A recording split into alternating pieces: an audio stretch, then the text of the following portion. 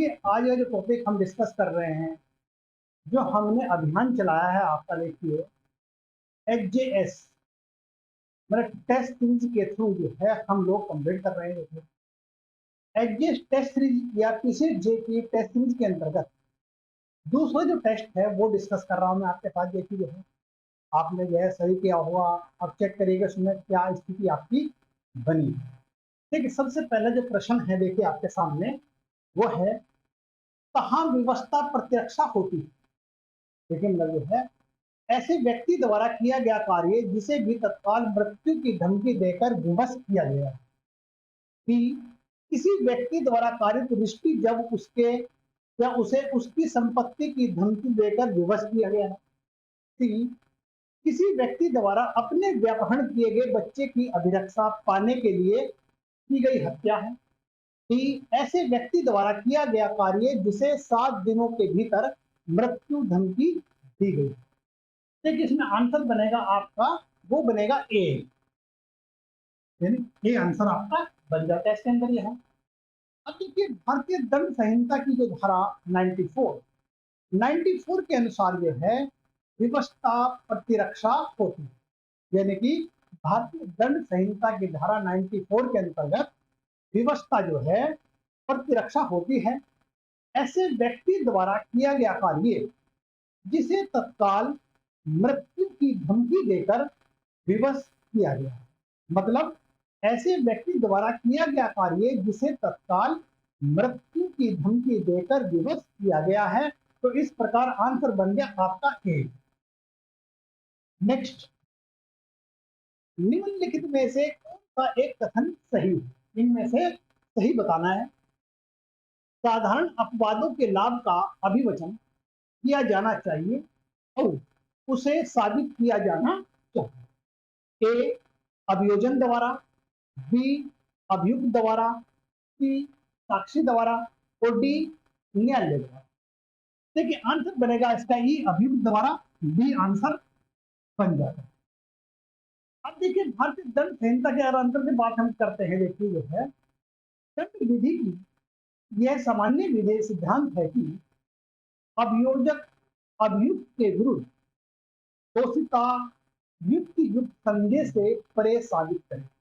मतलब जो है अभियोजक जो है अभियुक्त के विरुद्ध दोषिता युक्ति युक्त संदेह से परे साबित करे। किंतु यदि कोई व्यक्ति साधारण अपवाद का लाभ उठाना चाहता है तो उसे यह उस अभियुक्त का दायित्व है, यानी कि उस अभियुक्त जो है उसका दायित्व है कि वह साबित करे कि उसका कृत्य साधारण अपवाद के अंतर्गत आता है। मतलब एक बार फिर देखिए आप जो है दंड विधि का यह सामान्य सिद्धांत है कि अभियोजक जो है अभियुक्त के विरुद्ध दोषिता युक्ति युक्त संदेह से परे साबित करे। वहीं पर जो है किंतु जो है यदि कोई साधारण अपवाद या साधारण अपवादों का लाभ उठाना चाहता है तो यह उस अभियुक्त का दायित्व बनता है या उसका कर्तव्य बनता है कि वह यह साबित करे कि उसका कृत्य साधारण अपवाद के अंतर्गत आता है। देखिए आंसर बना आपका बी। नेक्स्ट, निम्नलिखित में से कौन सा कथन सही है? भारतीय दंड संहिता की धारा 84 के अधीन उन्मुक्ता की प्रतिरक्षा में यह अपेक्षा की है कि चित्त विकृति होनी चाहिए। मतलब ए निर्णय का समय, विचारण के समय, सी अन्वेषण के समय और डी अपराध किए जाने के समय। ठीक है, इसका आंसर बनेगा आपका डी आंसर। ये देखिए आपने ध्यान चेक कीजिएगा आप जो है इसके अंदर देखिए। अब देखिए जो है हमारा डी आंसर जो बना है। अब इसकी बात करते हैं जो है यह बात बिल्कुल स्पष्ट रूप से साबित होनी चाहिए कि कार्य को करते समय अभियोजित पक्षकार मानसिक रोग के कारण बुद्धि के ऐसे विकार में फंस गया था कि जो कार्य वह कर रहा था उसके सबूत को वह समझ नहीं सका। मतलब कहने का मतलब है जो कार्य कर रहा था उसको बुद्धि से समझ में आता कि मैं क्या कर रहा हूं, या उन्मुख का इतना मन माइंड दिमाग से वो था कि उसको सही गलत का निर्णय नहीं कर पा रहा, तो आंसर बना हमारा बी। नेक्स्ट, निम्नलिखित में से कौन सा एक कथन सही है जहां दो या अधिक व्यक्ति किसी अवैध कार्य को करने को या किसी वैध कार्य को अवैध साधनों के द्वारा करने में सहमत होते हैं तो यह कार्य बन जाता है। देखिए इसमें जो है, ए आपराधिक अध्यारोपण, बी आपराधिक षड्यंत्र, सी दुष्प्रेरण और डी आनंद दायित्व। इसमें देखिए बनता है आपराधिक षड्यंत्र, यानी बी आंसर इसका बन जाता है। अब देखिए मतलब यह है, अगर हम बात करते हैं भारतीय दंड संहिता की धारा 120 ए, देखो 120 ए जो है एक षड्यंत्र की बात करती है, या फिर हम कह सकते हैं 120 ए के अनुसार जब दो या दो से अधिक व्यक्ति कोई अवैध कार्य, यानी कोई अवैध कार्य, या फिर कह सकते हैं कोई ऐसा कार्य जो अवैध साधन या अवैध नहीं है परंतु अवैध साधनों द्वारा करने या करवाने के लिए सहमत होते हैं, तब ऐसी सहमति आपराधिक षड्यंत्र के अंतर्गत आती है या आपराधिक षड्यंत्र कहलाती है। इस प्रकार देखिए आंसर बना आपका बी। नेक्स्ट, पी ने ए की और मृतक के शरीर से कुछ आभूषण हटा दिए, यानी पी ने हत्या की और मृतक के शरीर से कुछ आभूषण हटा दिए। पी हत्या के अपराध का दोषी है, किंतु आभूषण का हटाया जाना निम्नलिखित में से किस अपराध की कोटि में आता है? ए चोरी, बी रिश्ती, सी दुर्विनियोजन, डी लूट। देखिए आंसर बनेगा इसका दुर्विनियोजन, यानी सी आंसर बन जाता है इसका, यानी इसका सी आंसर बन जाता है। देखिए मतलब है यहाँ पर देखिए इसमें क्वेश्चन में क्या बात हो रही है, देखिए आप जो है आभूषणों का हटाया जाना दुर्विनियोजन के अपराध की कोटि में आता है। देखिए अगर हम बात करते हैं भारतीय दंड संहिता की जो धारा है 404, 404 में विनियोजन का व्याख्या की गई है, यह बताया चोरी यह नहीं है क्योंकि मृतक व्यक्ति के शरीर पर पाए गए आभूषण किसी व्यक्ति के कब्जे में नहीं माने जा सकते, तो इसलिए इसका आंसर बन गया है दुर्विनियोजन, यानी आंसर बना आपका सी। नेक्स्ट, निम्नलिखित में से कौन सा एक कथन सही है? आपराधिक विधि में तथ्य की भूल माफी योग्य इसलिए है क्योंकि यह लोकहित में है, बी यह आपराधिक मन स्थिति की उपस्थिति नहीं है, सी यह एक भूल है, डी यह न्यायालय के हित में है। अब देखिए आंसर इसका बनेगा, आंसर बनेगा इसका बी, यानी इसका बी आंसर बन जाएगा। देखिए मतलब जो है अगर हम बात करते हैं इसकी, देखिए आप जो है आपराधिक विधि यह एक सर्वमान्य सिद्धांत है कि कोई भी कार्य अपराध नहीं है जो आपराधिक मन स्थिति के बगैर किया जाए, यानी कि कोई कार्य अपराध नहीं है जो आपराधिक मन स्थिति के बगैर किया जाता है, अर्थात तथ्य की भूल में आपराधिक मन स्थिति का अभाव होने के कारण इसे माफी योग्य माना गया है, तो आंसर बना हमारा बी। नेक्स्ट, देखिए नेक्स्ट आंसर इसको, निम्नलिखित में से कौन सा एक कथन सही है? अभियुक्त के विरुद्ध दोषिता साबित करने के लिए अभियोजन आबद्ध है, ए सिविल वाद की तरह, बी युक्त युक्त संदेह से परे, सी स्वयं अभियोजन पक्ष की संतुष्टि तक, डी न्यायालय की संतुष्टि।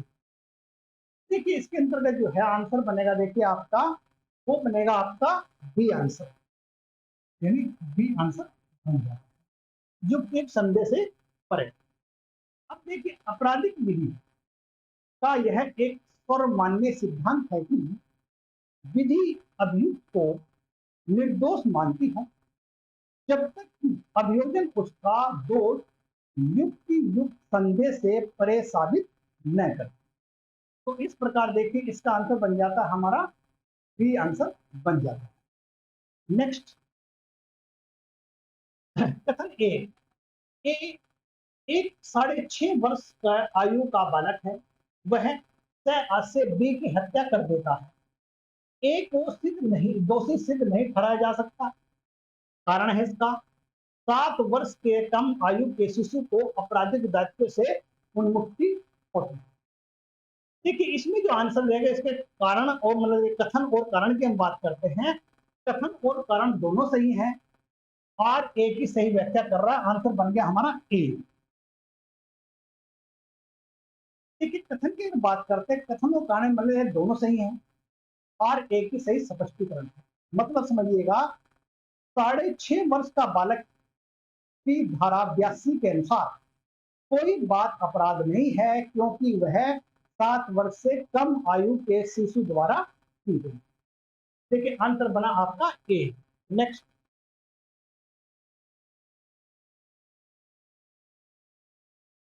अब इनका मिलान करना है आपका, कैसे बनाना देखिए आप जिसमें अब देखिए आंसर में देखिए मतलब जो है स्वेच्छा, स्वेच्छा का मतलब समझिए आप जो है भावना,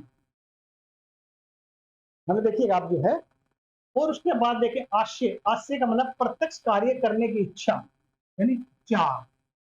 उसके बाद देखिए आपका हेतु, हेतु जो है हमारा वो कार्य करने का अंतिम उद्देश्य यानी कि मतलब जो है सी का देखिए हमारा ये बनेगा हमारा 5। उसके बाद देखिए हमारा जो है ये बनेगा आपराधिक मन स्थिति, आपराधिक मन स्थिति सामान्यतः अपराध का आवश्यकता। देखिए मतलब जो है ये हमारा बनेगा 3। इस प्रकार आंसर बन गया हमारा बी 1 4 5 3। अब देखिए अगर हम बात करते हैं इसकी स्वेच्छा, देखिए स्वेच्छा में क्या है, भावना जो कर्ता की इच्छा को तत्पर करती है, यानी स्वेच्छा से मतलब समझिए भावना जो कर्ता की इच्छा को तत्पर करती है। बी आशय, प्रत्यक्ष कार्य करने की इच्छा, निर्देश का परिवर्तन है, परिवर्तन मतलब हेतु जो है कार्य का अंतिम उद्देश्य। और आपराधिक मन स्थिति की बात करते देखिए यहाँ पर सामान्य अपराध का आवश्यक तत्व। तो आंसर बना हमारा इसका बी आंसर बन जाता है। नेक्स्ट, निम्नलिखित में से कौन सा एक कथन सही है? अब इसमें सही बताना हमें, किसी व्यक्ति को केवल उसके शरीर या चित्त को अवैध रूप से कारित हुई किसी भी प्रकार की अपहानि क्षति है। उसके बाद देखिए आप जो है किसी व्यक्ति को उसके शरीर चित्त ख्याति संपत्ति को अवैध रूप से कारित हुई किसी भी प्रकार की अपहानि क्षति है, ये आपका सही है। तो आंसर बन जाता है हमारा बी। यानी कि मतलब समझिए आप जो है भारतीय दंड संहिता की जो धारा है 44 यानी आईपीसी की धारा 44 के अनुसार क्षति जो है, क्षति जो है, क्षति सब किसी भी प्रकार की अपहानि का घोतक होती है जो किसी व्यक्ति के शरीर, मन, ख्याति, संपत्ति को अवैध रूप से कारित हुई हो। मतलब एक बार समझिए अक्षति जो है, अक्षति शब्द किसी प्रकार की अपहानि का घोतक है जो किसी व्यक्ति के शरीर, मन, ख्याति, संपत्ति को अवैध रूप से कारित हुई। तो देखिए आंसर बना इसका हमारा बी। नेक्स्ट, इसको फिर मिलान करना आपको, देखिए आप जो है इसमें देखिए आप जो है आपराधिक प्रयत्न क्या है वो बनेगा हमारा महाराष्ट्र राज्य मोहम्मद याकूब की बात करते हैं। उसके बाद देखिए हमारा जो है यानी कि सामान्य आशय बनेगा वरिंदर कुमार। उसके बाद डकैती, डकैती का मतलब समझिए आप जो है ये बनेगा मदन कांडी। मतलब देखिए आंसर बन जाए, देखिए इसमें है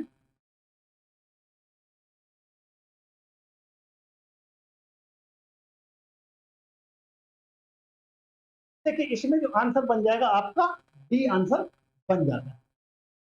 देखिए अगर हम बात करते हैं देखिए मतलब जो है आपराधिक प्रयत्न है क्या, महाराष्ट्र राज्य बनाम मोहम्मद याकूब जो है आपराधिक प्रयत्न से संबंधित है। अब देखिए इसका मतलब जो है सामान्य आशय वो है वरिंद्र कुमार घोष बनाम सम्राट से। उसी के बाद डकैती जो है मदन कांडी बनाम उड़ीसा राज्य से संबंधित है। इस प्रकार बन जाता है डी आंसर बन जाता है, ये बन गया डी आंसर। नेक्स्ट क्वेश्चन देखिए आपका, निम्नलिखित में से कौन से भारतीय दंड संहिता की धारा 34 को भारतीय दंड संहिता धारा 149 से सुभिन्न करती है। अब इसमें देखिए हमारा देखिए धारा 149 एक अधिष्ठायी अपराध का सर्जन करती है, जबकि धारा 34 जो है किसी अपराध का सर्जन नहीं करती। तो धारा 149 में सामान्य उद्देश्य की अपेक्षा है, जबकि धारा 34 में सामान्य आस्ति की अपेक्षा। 3 में है धारा 149 5 या अधिक व्यक्ति द्वारा अपेक्षा करता है, जबकि धारा 34 2 या अधिक व्यक्ति की अपेक्षा करता है। देखिए इस प्रकार आंसर्स का तीनों बन जाते हैं, यानी आंसर ए बन जाता है। इसके तीनों से आंसर बन जाते हैं ए। अब देखिए मतलब यह अगर हम बात करते हैं, देखिए इसका जो है यानी कि एक हमारे मतलब देखिए मतलब यह है मतलब विद्वान हुए डॉक्टर एच एस बोर्ड है के अनुसार जो है धारा जो 34 है मेरे तब लागू होती है जब किसी व्यक्ति की संख्या एक से अधिक हो जाती है, लेकिन धारा 149 लागू होने के समय या के लिए कम से कम 5 व्यक्ति का एक अवैध जमाव होना आवश्यक।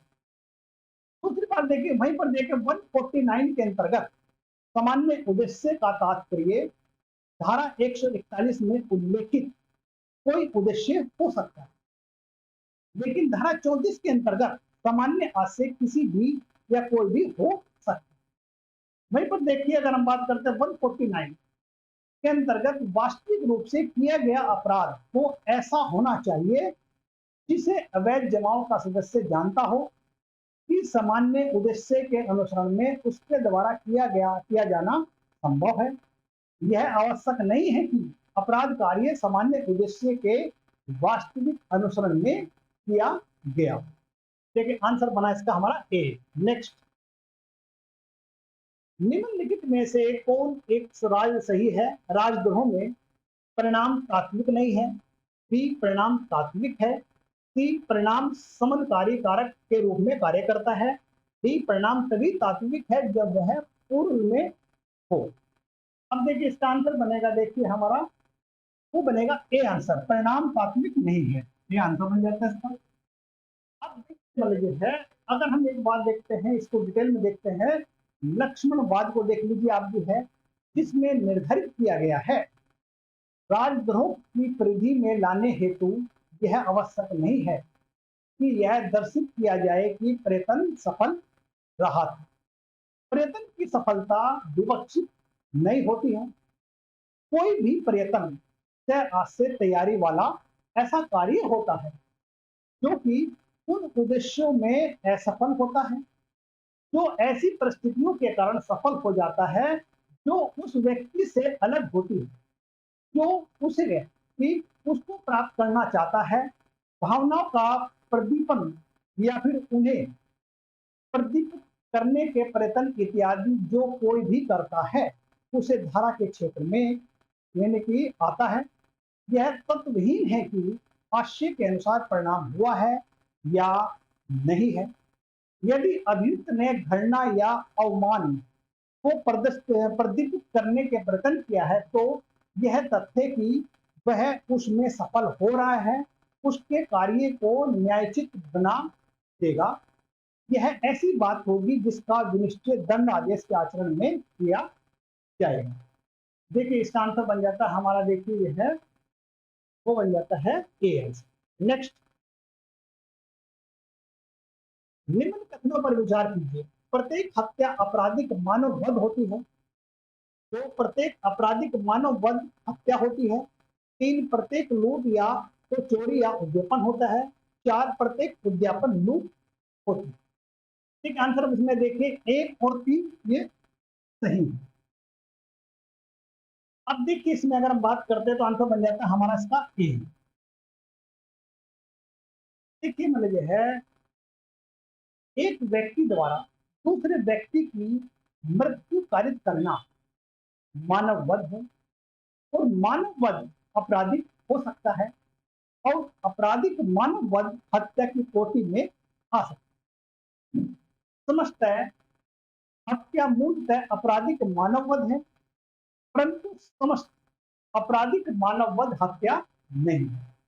अब देखिए, इस प्रकार कभी कभी किसी भी अपराध में हत्या के समस्त तत्व उपस्थित मिल सकते हैं, फिर भी वह केवल आपराधिक मानववध का अपराध हो सकता है।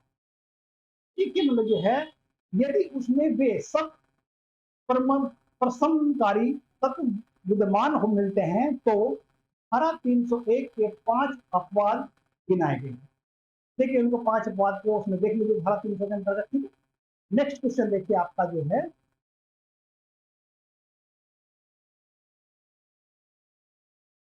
निम्नलिखित में से कथन पर विचार कीजिए। सत्य राजद्रोहात्मक कथन के लिए न्यायोचित नहीं है। वह सत्य जिसकी कोई प्रभाव सरकार के प्रति अप्रित या प्रवीण नहीं करना न्यायोचित है। देखिए आंसर बनेगा इसमें सी आंसर, यानी 1 2 दोनों। अब देखिए, सत्य राजद्रोह का कथन के लिए न्यायोचित नहीं है। वह सत्य जिसका कोई प्रभाव सरकार के प्रति अप्रित या प्रोमेन करना नहीं है, न्याय औचित्य है। इस प्रकार हम देखते हैं कि उपरोक्त दोनों कथन सत्य हैं, इसलिए इसका आंसर बन गया सी।